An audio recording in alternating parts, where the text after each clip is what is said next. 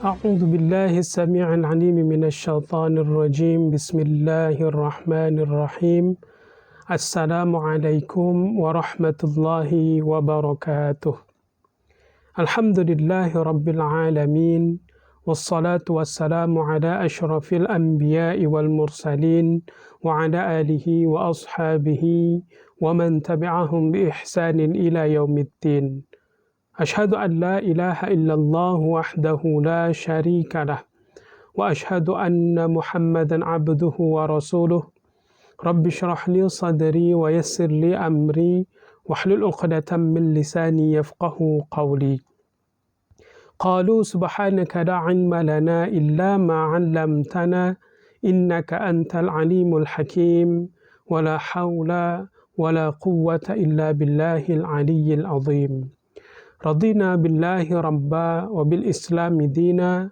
وبمحمد نبيا ورسولا حسبنا الله ونعم الوكيل نعم المولى ونعم النصير بسم الله الذي لا يضر مع اسمه شيء في الأرض ولا في السماء وهو السميع العليم اللهم إنا نسألك علما نافعا ورزقا واسعا وعملا متقبلا اللهم فقهه في الدين وعلمه التأويل أما بعد.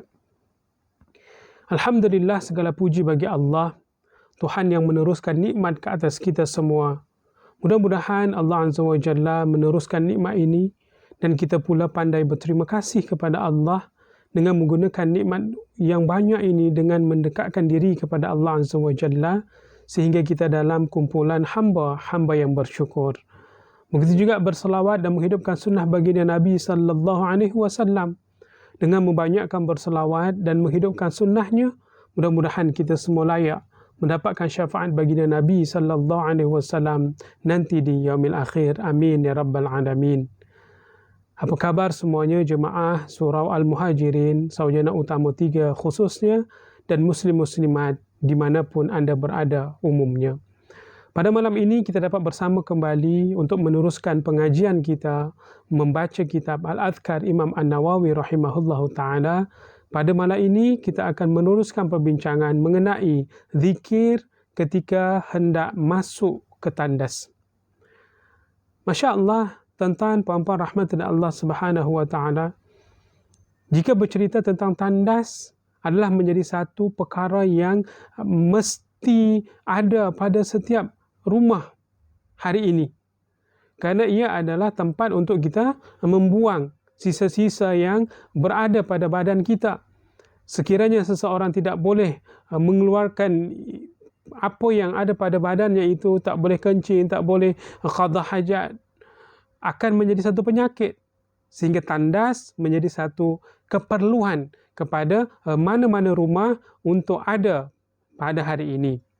Dan bila kita cerita tentang tandas juga, kalau zaman-zaman dahulu mungkin kita masih juga pernah merasai tandas itu berada jauh di rumah kita. Ya, kalau orang-orang dahulu rumahnya tandas untuk qada hajatnya jauh.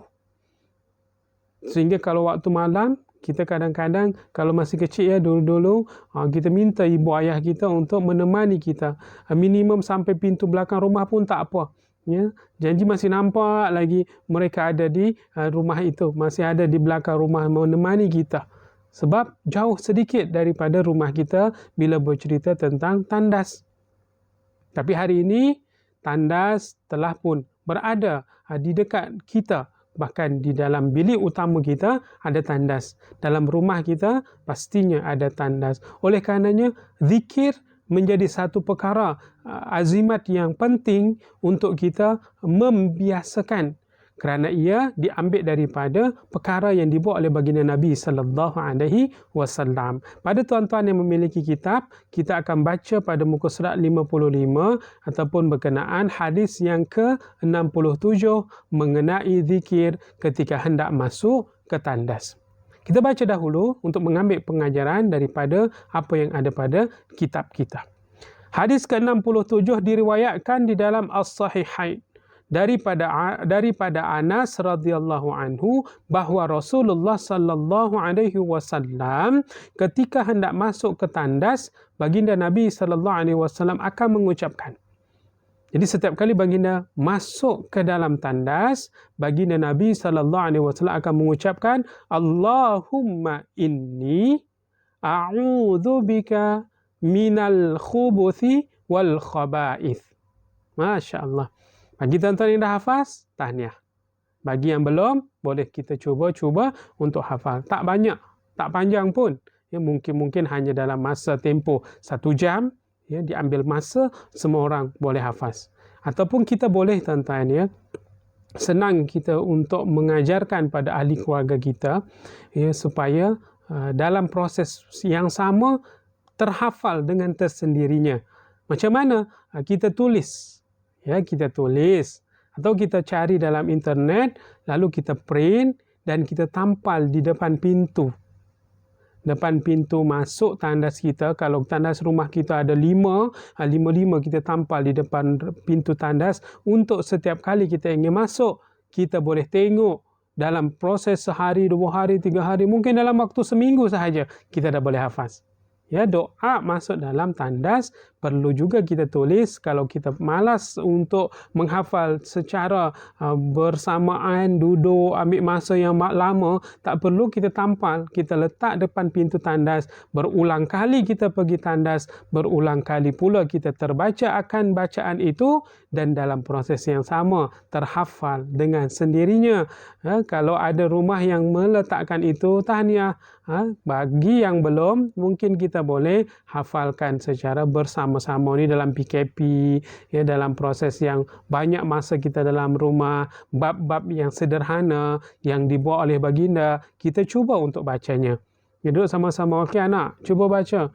Saya rasa anak-anak kita juga telah pun banyak yang menghafalnya, kerana dalam sekolah agama, sama ada sekolahnya pagi ataupun petang, doa ini juga menjadi satu kelaziman diajarkan mana-mana guru-guru agama, kerana ia menjadi satu asbab untuk dilindungi kita daripada perkara-perkara yang berbahaya. Dan baginda membacanya dengan kalimah pada hadis 67, Allahumma inni a'udzubika minal khubuthi wal khaba'ith, yang bermaksud, ya Allah, aku berlindung kepadamu daripada jin jantan dan jin betina. Masya Allah. Baginda sallallahu alaihi wasallam yang jelas-jelas, ya tuan-tuan yang rahmati Allah Subhanahu wa taala, Nabi ini adalah makhluk yang paling mulia di sisi Allah Azza wa Jalla. Bahkan baginda sendiri, ya, menjadikan jin-jin ramai yang berpusu-pusu masuk agama Islam. Dan bahkan pernah diriwayatkan Nabi pernah mengikat jin ifrit pada satu tiang. Dan jin yang mengikut baginda mengislamkan. Sehingga kalau dikatakan baginda Nabi tak perlu pun, kerana baginda memang akan dilindungi. Tapi ketawadukan baginda Nabi, merendah dirinya Nabi SAW, agar umatnya sedar diri, yang Nabi dilindungi, yang jin tak berani, yang syaitan tak boleh menyerupai. Jika mereka menyerupai Nabi, mereka cari naas namanya, terbakar serta merta. Tapi setiap kali baginda SAW ingin masuk ke dalam tandas, baginda akan berdoa dengan senada yang kita sebut tadi. Pernah ditanya kenapa? Disebabkan kebiasaannya dikatakan bahawa di dalam tandas itu terjadi tempat yang disukai. Tandas kan tempat kosong. Tak adalah orang nak duduk dalam tandas berjam-jam. Tapi, ada je Ustaz. Ada je orang nak duduk dalam tandas. Tandasnya, Masya Allah, tandasnya ada TV. Tandasnya pula boleh dengar radio. Tandasnya pula boleh ada surat khabar. So, lama dalam tandas, boleh berjam-jam. Tak baik, ya sebenarnya. Ada orang yang cari idea untuk lagu-lagu dalam tandas. agak sangat merisaukan jika tandas menjadi satu tempat inspirasi. Ya, kerana tandas adalah tempat yang paling disukai oleh syaitan, oleh jin. Ya. Tempat tu kosong ataupun tempat tu kotor. Sebersih apapun kita bersihkan dia, ia nampak bersih, tapi hakikatnya itulah rumah yang disukai oleh syaitan yang terlaknat. Sama ada ia daripada golongan jin yang disebut syaitan, jantan, jin ataupun jin betina. Keadaan ini yang membuatkan baginda memberi satu tunjuk ajar kepada kita semua agar berhati-hati. Setiap kali kita ingin masuk ke dalam tandas, berlindunglah kepada Allah daripada mereka-mereka ini. Daripada makhluk-makhluk ini. Yang secara kasar mata kita tak boleh nampak. Tapi hakikatnya mereka ada di sekeliling kita. Seperti perbincangan kita yang lepas. Bagaimana seseorang memberikan satu sekatan kepada makhluk-makhluk yang tidak diundang ini untuk tidak dapat hadir ke rumah kita. Kita telah sebutkan bahawa kamu sekatlah seketika kamu ingin masuk ke dalam rumah sehingga mereka tidak mampu untuk memasuki rumah kita. Dah kalau rumah kita pun kita kadang payah nak bagi salam, ya, mengucap kalimah-kalimah yang baik untuk masuk ke rumah. Ini kan pula bila rumah dah dipenuhi dengan mereka, tandas adalah tempat yang paling mereka sukai. Kalau tandas hari ini di rumah masing-masing telah ada, maka setiap orang kena lebih berekstra membacanya setiap ahli keluarga. Buatlah seperti password untuk mereka masuk ke dalam tandas. Itu yang membuatkan kita, saya sebut tadi, perlu juga untuk kita tulis. Supaya kalau terlupa, terpandang sahaja, tersebutlah dalam hati. Berazam bagi sesiapa yang agak susah untuk menyebut, ya, agak payah untuk menghafalnya, mulai hari ini tulis, print. Senangnya print, buka internet, tulis doa tandas, masuk tandas, keluar tandas, insya-Allah ada sahaja. Tinggal print, tinggal tampal. Tidak payah, usaha ini insya-Allah akan membuahkan hasil. Kalau seorang isteri, seorang ibu, seorang ayah yang membuat perkara itu, setiap ahli keluarga membaca setiap kali masuk ke dalam tandas, keluar tandas, maka semua orang berhasil mendapatkan pahala dari sisi Allah Azza wa Jalla. Itu daripada perbuatan masuk tandas sahaja. Setiap orang masuk tandasnya banyak, bukan sekali dua. Apalagi kalau dia dah mempunyai gejala kencing manis. Na'udzubillah. Ya, jika ianya punya gejala itu, dia punya masuk tandas, ya Allah, kerapnya. Kalau boleh tandas itu nama dia sahaja, Fulan bin Fulin. Ya, khas untuk dia sahaja, sebab dia akan terlalu banyak untuk pergi. Kadang-kadang jika ada penyakit itu pun kita boleh tambah pahala. Setiap kali tuan-tuan ingin masuk kerana asyik nak terkencing sahaja, baca doa, pahala medibun, pahala terus bertambah. Allah kasihan, boleh-boleh saja Allah sembuhkan, kerana kita menjadi generasi yang sedar diri. Mengamalkan amalan yang dibuat oleh Nabi, pastinya ada kebaikan tersendiri kepada si pembacanya.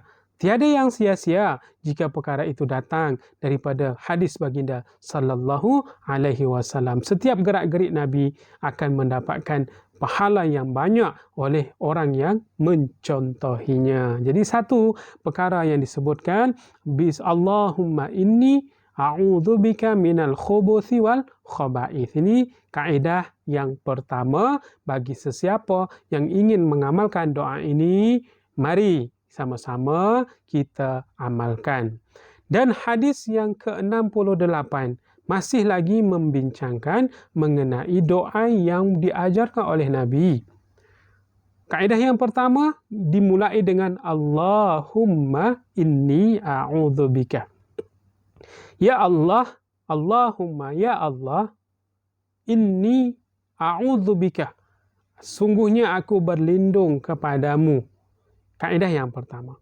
Dalam hadis yang ke-68 juga, dalam Sahihain juga, kedua-dua hadis yang sahih, Bukhari Muslim, juga menyebutkan Nabi kadang pernah juga menyebutkan ketika ingin masuk ke dalam tandas dengan memulai perkataannya dimulai dengan Bismillahi Allahumma inni a'udzubika minal khubuthi wal khaba'ith. Pada kaedah yang kedua, dimulakan dengan ditambah Bismillahi. Dengan nama Allah.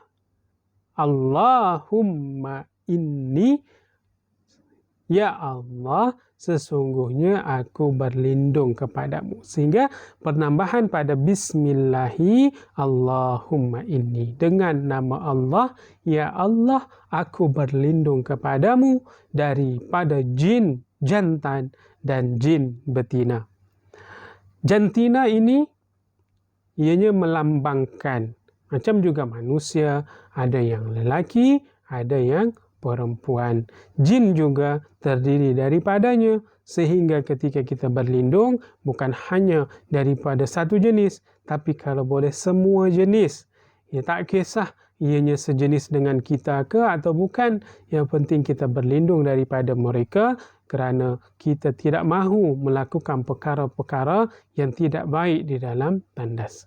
Kerana syaitan terlalu ramai di dalam, bagi sesiapa yang berlama-lama akan banyak pengaruh-pengaruh jahat yang akan muncul. Itu sesiapa yang berlama-lama dalam tandas yang tidak ada manfaat apa-apa. Ya, bahkan boleh sampai lagi habis satu paper tu baca dalam tandas. Boleh satu movie habis dalam tandas. Na'udzubillah. Ya, perkara itu tidak menjadi satu kelaziman yang baik. Kerana dalam tandas juga tidak memiliki suasana kehidupan yang baik. Persekitarannya, hawa, udara, ini tidak baik. Apalagi kalau orang-orang yang suka sangat melafazkan, menghisap rokok dalam tandas, ya, kasihan kawan-kawan yang lain yang ingin masuk. Ini adalah qada hajat kita tu meninggalkan bau. Tambah lagi ada perkara-perkara yang menambah lagi keburukan di dalamnya. Oleh kerana itu kita tambah Bismillahi Allahumma inni, dengan nama Allah. Kerana sebelum perbincangan kita yang dulu juga, sesiapa yang memulakan langkah, ia masuk ke mana-mana atau dia ingin melakukan perkara, dimulai dengan Bismillah, semua akan ada keberkatan daripada Allah Azza wa Jalla. Tuan-tuan, puan-puan rahmati Allah Subhanahu wa Ta'ala. Dan perlu juga kita ambil perhatian, setiap kali kita ingin masuk ke dalam tandas kita, selain kita boleh membaca tadi doa untuk masuk ke dalam tandas, juga alangkah baiknya untuk kita mengguna kaedah langkah-langkah. Kaedah langkah ni apa? Melangkah dengan bermulanya kaki kiri untuk masuk ke dalam tandas kita. Sehingga ada satu macam kajian ataupun perkara yang baik untuk kita ambil pengajaran. Selain bila seseorang membiasakan dengan membaca doa Allahumma inni, atau dia baca Bismillahi Allahumma inni a'udzubika minal khubuthi wal khaba'ith, lalu ia melangkahkan kakinya dengan kaki kiri. Orang yang melangkahkan kakinya dengan kaki kiri ini, tuan-tuan, kalaulah selain dapat sunnah daripada hadis Nabi melangkahkan kaki kiri, selain daripada dapat pahala juga, ternyata sekiranya terjadi sesuatu. Sebab mereka melihat akan kondisi kaki. Seorang yang memulakan kaki kiri masuk, sekiranya terjadilah sesuatu, ya, kakinya terseret dengan licinnya lantai, yang dimulakan adalah kiri yang masuk dahulu. Sehingga kalaulah kita kan tak tahu, malang tidak berbau kan, jikalah kita baru nak melangkah kaki kita ke dalam tandas dan ternyata tandas itu licin sehingga kaki kiri kita telah masuk dahulu, dan sekiranya kita terjatuh pun posisi badan akan masih berada di luar tandas. Sehingga kalaulah sampai meninggal, na'udzubillah, kita tak berharap, tapi disebutkan kalaulah sampai ia meninggal dunia dan kaki kiri adalah menjadi pertama dalam masuknya ke tandas, insya-Allah dia punya badan tu akan masih lagi berada di luar tandas, kerana kiri yang luncur ke dalam tandas tadi, sedangkan kanannya masih mampu menopang, sehingga kalaulah dia terjatuh, jatuhnya masih di luar tandas. Kalaulah meninggal, tidaklah sempat meninggal di dalam tandas, masih di luar tandas dan tempat yang tidak kotor.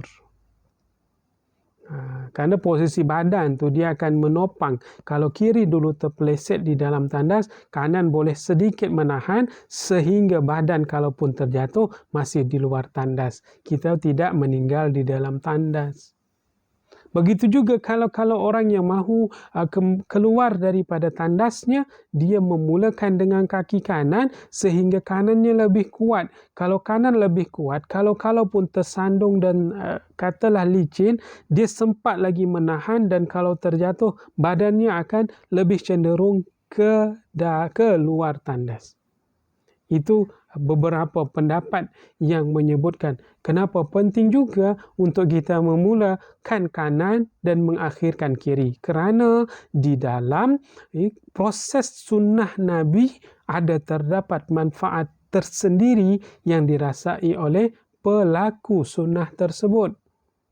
Tidaklah kita meninggal dalam tandas, tempat yang memang kita kena berlindung daripada jin, jantan dan betina, kita tidak sampai. Kalau sampai pun ternaas meninggal dalam tu, kita telah menghidupkan sunnah, kita telah melakukan doa sebelum dan selepas.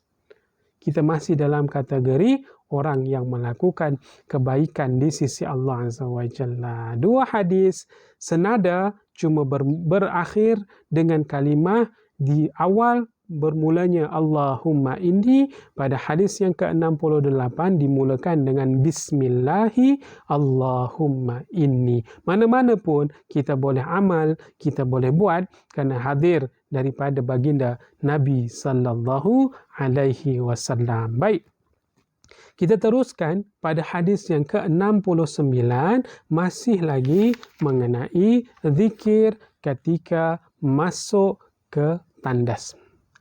Dan dalam riwayat yang lain daripada Ali karramallahu wajhah, bahawa baginda Nabi sallallahu alaihi wasallam bersabda, daripada Sayyidina Ali, Nabi sallallahu alaihi wasallam bersabda, dan Sayyidina Ali pernah mendengar, disebutkan sitru ma baina a'yunil jinna wa aurati bani Adam.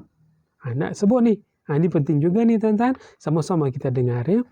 Idza dakhala al-kanifa ay yaqul bismillah. Disebutkan dalam hadis Nabi tadi, dikatakan tabir penutup mata jin dengan aurat anak Adam. Tabir. Selagi seseorang itu masuk tandas berbogel ria, tanpa adanya doa untuk masuk ke dalamnya, jin dapat memastikan melihat hujung rambut, hujung kaki kita. Saya takut mereka tertarik dengan kita. Na'udzubillah. Tapi ada satu petua daripada Nabi yang menjadi satu sunnah, yang menjadi satu perkara yang penting untuk kita amalkan. Baginda sebut, tabir penutup antara mata jin dan aurat anak Adam. Mereka akan tersekat daripada melihat anak Adam, aurat anak Adam ini, apabila seseorang itu masuk tandas lalu ia mengucap dengan kalimah Bismillahi. Kenapa ditambah Bismillah tadi? Ini jawabnya. Sebagai jawapan penambahan Bismillah itu dalam doa masuk tandas kerana dapat mengekstra tutup aurat kita di hadapan jin tadi. Sehingga mereka tidak dapat melihat aurat kita. Sehingga kita tidak mengumbar-ngumbarkan aurat kita pada golongan jin, jantan dan betina. Ya, dalam tandas kita faham ianya ramai. Ianya sangat ramai makhluk-makhluk yang disebut tadi. Tapi kita tutup pandangan mereka dengan doa bismillah. Jadi siapa-siapa yang tidak menggunakan tuala kain basahan sekalipun ketika masuk dalam tandas, setidaknya dia telah menutup mata jin dengan tidak dapat melihat aurat kita. Ketika kita memulakan masuk ke dalam tandas dengan kalimah bismillahi Allahumma inni a'udzubika. Masya Allah. Walaupun dikatakan di sini riwayat At-Tirmidzi dengan alasan sanadnya tidak kuat dan bahkan disebut hadis ini dhaif, namun ia masih tetap dianjurkan, dia masih tetap digalakkan untuk kita membacanya. Seperti kita sebut tadi, perkara yang dimulai dengan bismillah semuanya akan mendapat kebaikan di sisi Allah Azza wa Jalla. Ada keberkatannya tersendiri pada sesiapa yang membaca amalan ini. Tuan-tuan, puan-puan yang rahmat dari Allah Subhanahu wa Ta'ala. Oleh kerana itu, mari sama-sama kita ambil kebaikan di dalam perkara ini. Kerana dalam tempoh PKP yang masih berterusan sampailah ke penghujung tahun ini, sepenghujung bulan ini, kita boleh melazimkan, kita boleh menjadi satu agenda kepada ahli keluarga kita untuk memastikan segala bentuk jenis sunnah yang lazim kita buat dalam seharian untuk membuat setiap ahli keluarga kita. Kita pakat-pakat tanya balik, duduk sambil-sambil duduk ramai-ramai, berkumpul makan, okey Along, okey Angah, doa masuk tandas dah hafal belum? Doa keluar tandas dah hafal belum? Tanya diri kita juga. Dah hafal belum? Alamak, belum hafal. Tak apa, dengar balik kuliah kita. Alah susah-susah, buka Syekh Google. Tanya dia, apa doa tandas? Keluar berjeda-jeda. Akan jawapannya dengan yang panjang sampai yang pendek. Sampai kita tak nak je kita. Ya, kalimah itu sangat penting untuk kita baca agar rumah kita terlindung daripada perkara-perkara yang tidak diingini berlaku di dalam rumah. Sekiranya rumah kita terus kita amalkan kebaikan, akan menjadi sejuk, akan menjadi tenanglah rumah kita, dan seperti harapan kita, baiti jannati, rumahku syurgaku, insya-Allah boleh terjadi. Kerana setiap ahlinya mengambil peranan setiap kali melakukan perkara-perkara aktiviti harian dimulakan dengan kalimah-kalimah yang dianjurkan oleh baginda Nabi sallallahu alaihi wasallam. Dan yang terakhir, tuan-tuan rahmatillah Allah Subhanahu wa Ta'ala, hadis yang ke-70, dan hadis ini menutup perbincangan kita mengenai zikir ketika masuk dalam tandas. Kami meriwayatkan daripada Ibnu Umar radhiyallahu anhu, dia berkata, Rasulullah sallallahu alaihi wasallam apabila hendak masuk bilik kecil, baginda akan membaca 3 kaedah. Ya, kali ini kaedah yang terakhir disebutkan, baginda menyebut Allahumma inni a'udzubika minar rijsin najisi al-khabithil mukhbithi asyaitanir rajim. Sekali lagi, saya ulang. Allahumma inni a'udzubika minar rijsin najisi al-khabithil mukhbithi asyaitanir rajim. Yang bermaksud, ya Allah, sesungguhnya aku berlindung kepadamu daripada golongan syaitan yang kotor. ini lagi detail. Tadi berlindung daripada syaitan jantan dan syaitan betina. Kali ini baginda menyebutkan mereka ni berlindung daripada mereka kerana mereka ni adalah syaitan yang kotor, yang najis, yang tercela, yang mengotorkan, asyaitanir rajim, bahkan yang terkutuk, bahkan yang direjam, iaitu syaitan yang direjam. Mereka-mereka adalah sesuatu yang patut untuk kita berlindung kerana mereka tugasnya untuk menggoda kepada manusia untuk melakukan perkara-perkara yang jahat. Walau baginda telah dilindungi, walaupun jin-jin yang berada pada baginda telah diislamkan, baginda telah dilindungi daripada segala macam syaitan, tapi baginda Nabi SAW masih terus membaca, masih membacanya sebagai panutan, sebagai pengajaran kepada umat akhir zaman hari ini. Sedangkan Nabi pun membacanya, ini kan pula kita yang tak boleh nampak. Ada orang-orang yang mungkin boleh nampak makhluk-makhluk gaib, makhluk-makhluk halus. Kalau boleh janganlah kita jangan minta lah. Sebab kalau kita boleh nampak, saya ada pengalaman waktu ada satu waktu tu belajar dulu, ada pelajar, ada kawan, dia punya wallah alam betul atau tidak dia tu, tapi setiap kali dia pernah belajar, kononnya dia kata belajar, dia teringin untuk melihat benda-benda gaib, benda-benda yang kita tak nampak secara kasat mata. Lalu ketika dia belajar dan boleh nampak, setiap kali dia ingin masuk tandas, setiap kali itu pula dia menjerit. Dan habis menjerit, pingsan. Tak jadi nak tandas. Sebab dia kata ternampak dan nampak ramai sangat. Dia sampai tak boleh nak masuk. Takut. Sampai dia jatuh pingsan. Dan diubat sehingga beransur pulih, barulah dia tidak lagi dapat perkataan atau perkara-perkara yang dia tidak ingini untuk dilihat. Janganlah sampai kita kalau nak dapat nampak, sedangkan kita tengok dekat movie pun saja kan, kita tengok sorang-sorang pun, tengok hantu Kak Limah tergayut-gayut dekat pokok, takut kita. Kalau dekat TV pun kita boleh, kalau tengok sorang-sorang kita tak berani.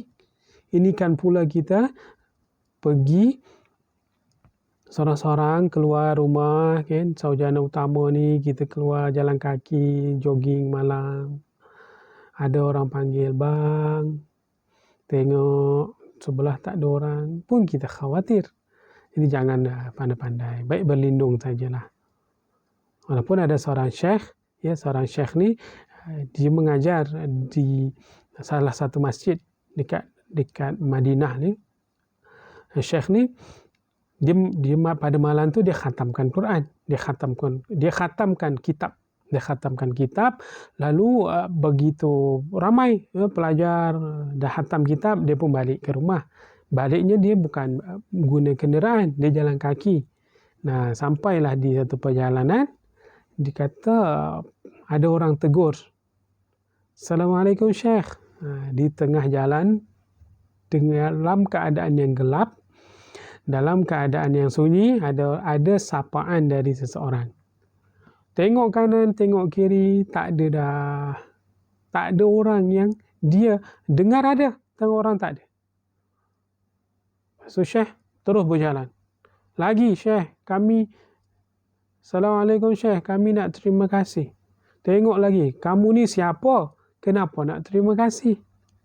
Dia kata kami ni sekumpulan jin yang mengikuti pengajian Syekh di masjid tadi. Kami nak ucap terima kasih juga Syekh. Berterima kasih kerana mereka mendengar kuliah. Masya Allah. Kalau saya tiba-tiba saya balik kuliah satu masa, ada orang ketuk pintu kereta pun, saya ketuk ataupun diketuk keluar masjid, ketuk, terima kasih Syekh, terima kasih Ustaz, ajar kitab. Saya tengok orang tak ada, oh saya akan lari sekencang-kencang, selaju-lajunya, saya tak datang dah masjid tu lagi. Kenapa? Kerana ada seseorang yang tidak nampak ikut sekali dan mengucap terima kasih. Keadaan ini ya, mestinya berlaku, tetapi kita kenalah, mereka memang ada, yang baik ada, yang buruk pun ada. Tapi kita pastikan kita berlindung daripada mereka di saat waktu yang tepat, di tempat yang tepat, yang memang menjadi satu tempat kegairahan mereka untuk berkumpul secara beramai-ramai di dalam tandas. Dan di waktu itu pula lah kita berlindung kepada Allah agar Allah lindungi kita dari bahayanya mereka. Mudah-mudahan dengan bacaan pada malam ini memberikan kesedaran kepada kita agar meneruskan lagi bacaan berlindung kepada Allah dari jin jantan dan betina ini yang kotor, yang direjam ya, ketika ingin masuk ke dalam tandas. Mudah-mudahan dengan amalan yang kecil ini menjadi asbab Allah cinta kita, Nabi sayang kita, akan memberi syafaatnya di akhirat kerana perbuatan yang apa dibuat Nabi, kita contohi dalam kehidupan kita. Mudah-mudahan Allah Azza wa Jalla lindungi kita, Allah Azza wa Jalla jauhkan kita dari mara bahaya penyakit, dan Allah Azza wa Jalla cepat-cepat tarik musibah ujian penyakit yang ada pada dunia ini agar kita semua kembali hidup normal dalam keadaan yang boleh berjabat tangan, boleh berjamaah, boleh rapat-rapat saf. Kita rindu suasana itu.